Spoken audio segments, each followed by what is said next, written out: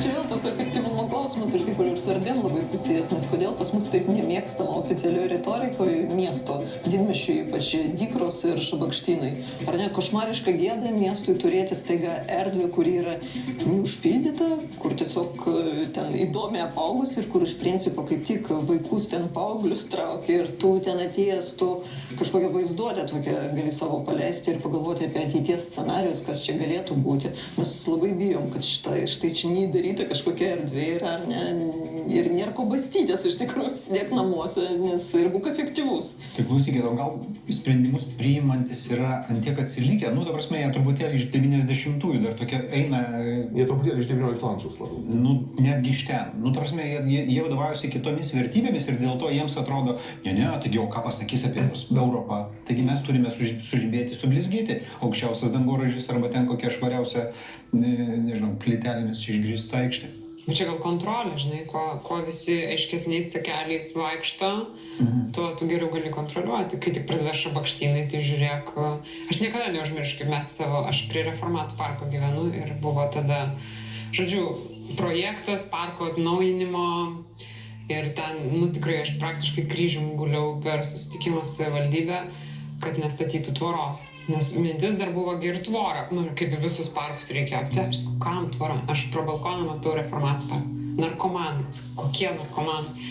Narkomanai visur. Tai dabar ne, tai nepastatė tvoros.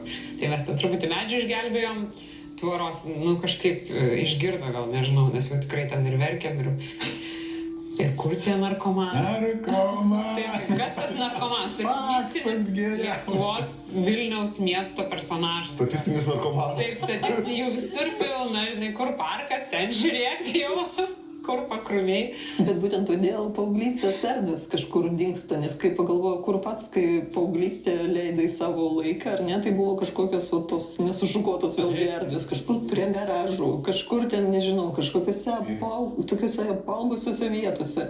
O dabar net kalbėjau su jaunimo centrų darbuotojomis ir jos sakė, kad tai yra problema iš tikrųjų, kad paauglystės žemėlapis mieste, jis toks eliminuojamas palaipsniui, kad nėra tokių neformalių vietų ir tada jaunimo centrų darbuotojas yra toks centras mes. Jos sukuria erdvę tam, kad tiesiog jaunimas ateitų ir neįpareigojančiai pabūtų, kad nekištų jiems kažkokių užsiėmimų.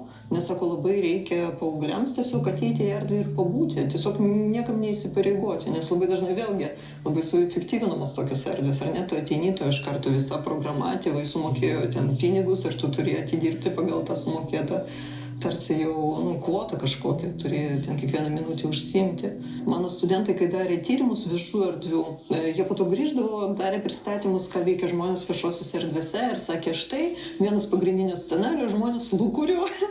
Kaip čia kita, bet kokia kalba išreikšti tai, nes tas lūkuriavimas čia yra labai, būtent lietuvių kalbai būdingas toks kažkoks nieko nedarimas kartu su to laukimas, ar ne, kažkoks toks keista būklė. Ir galbūt žymiai platesnis yra žodynas iš tikrųjų, ir jis rodo, kad iš tiesų tai vietiniai kultūroje yra ta pagarba tokiam nieko neveikimui, kad tai yra svarbu, tai yra svarbus užsiėmimas.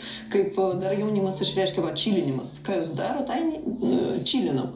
Tarsi kažkokia veikla vyksta, bet labai sunku ją apibūdinti, kas tai yra.